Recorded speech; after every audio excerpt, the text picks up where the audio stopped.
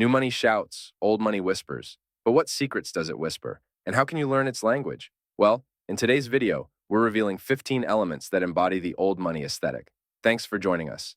We aim to bring you valuable content every day. If you enjoyed today's video, please like and subscribe. Don't forget to hit the bell icon so you never miss a new video. Now, let's leave the flashy world of new money and explore the refined realm of private education and eloquent accents. Let's dive in. It's about more than keeping up appearances. New money means having to prove that you have money, going from having nothing to having something, which requires one to draw attention to themselves and their newfound windfall quickly. How does new money do that? By showing off, of course. Old money doesn't need to do that. Why? Because it's been in the family forever. Things like grooming, personal care, clothing, and all-around appearances just ooze class developed over many years. Fluent in multiple languages. Bonjour, ni hao, guten tag. When it comes to languages, old money knows more than one. In fact, they generally know several. That's thanks to their world-class education. And let's not forget those incredible summers spent along the French Riviera or the Chinese exchange student that stayed for 3 months. There's a beautiful Czech proverb that says, "You live a new life for every language you speak. If you know only one language, you live only once." That's something old money knows well. They stick to their own. Old money lives in exclusive neighborhoods with other old money. They own beautiful homes that have been in their family for years, treasure troves of beautiful Christmases, children running down long hallways while playing hide and seek with a nanny, or a family cook preparing meals for the evening supper. Think Catherine Tate in her Posh Mum comedy skit, for example.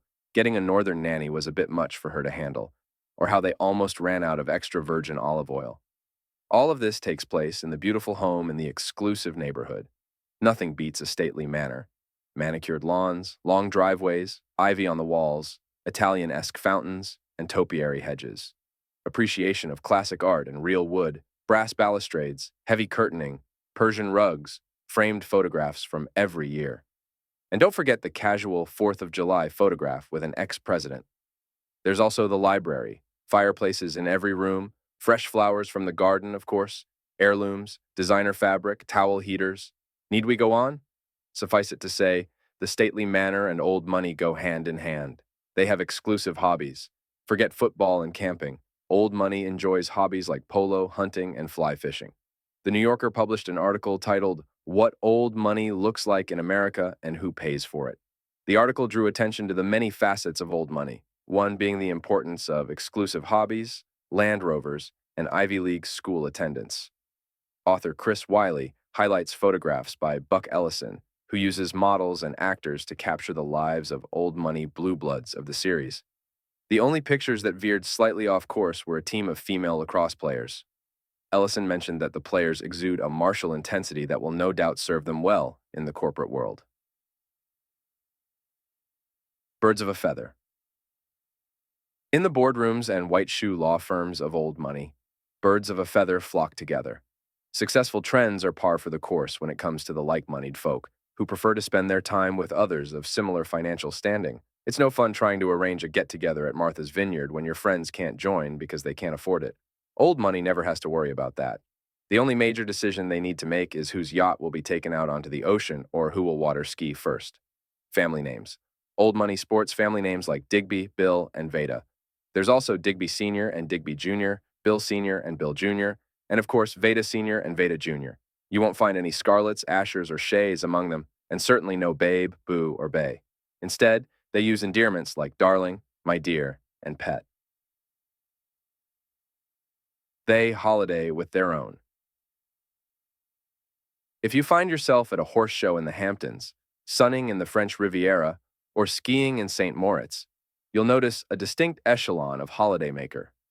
Old money. There will be more cashmere cardigans knotted around necks than you can shake a Gurkha Black Dragon cigar at. For centuries, places like the Tar Farm in Exmoor, England, and Three Forks Ranch in Wyoming have hosted the richest on hunting trips and fireside networking. Nothing spells old money like cruising the Cannes coastline on a private yacht. So, ditch the package holidays if you want to holiday like the old guard. Humbly, but publicly, support charity and history. Nothing shines up the brass of the well-off like a charity auction, an art show, or a fundraiser for the city's Philharmonic Orchestra. This is where they can really shine and put their money back into history, as well as make an appearance on the social pages of the Times. You might not still read the paper, but the who's who still do. Private banking. Nothing gives off old money elegance like private banking. Whether seen heading into the private banking lounge at an airport or flashing some private plastic, it's a must-have for creating the moneyed aesthetic.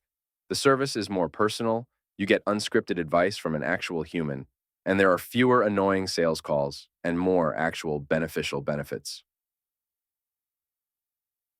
Attend sports from the box seats. You might think you've seen new money in the box seats at the biggest games, but old money doesn't sport the kind of boxes with soda machines, wing buffets, and flaming cocktail waiters. They enjoy the game with a selection of the finest whiskey and a private chef serving the finest steak.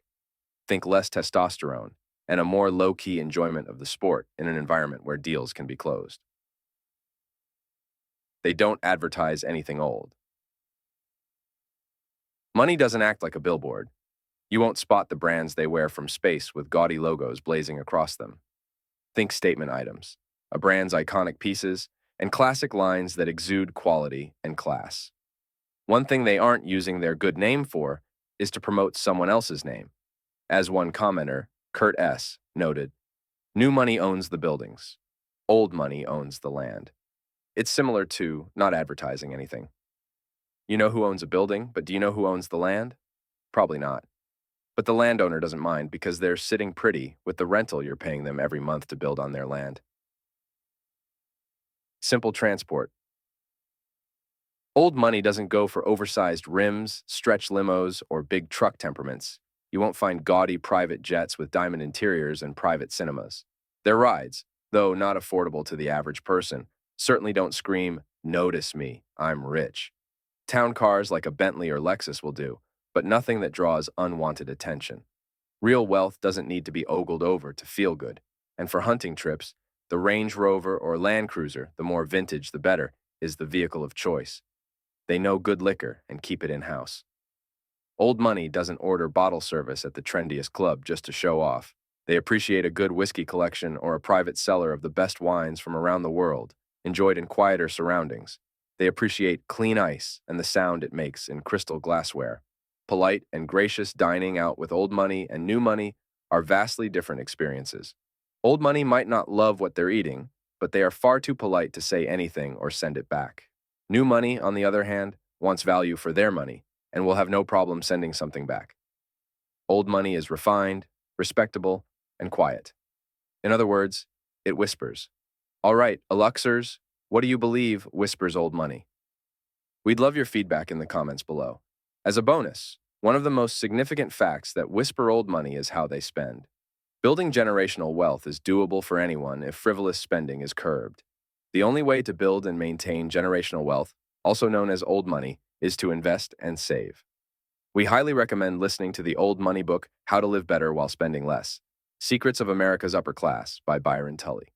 We've got a free download for you at alux.com, our free book, thanks to our friends at Audible.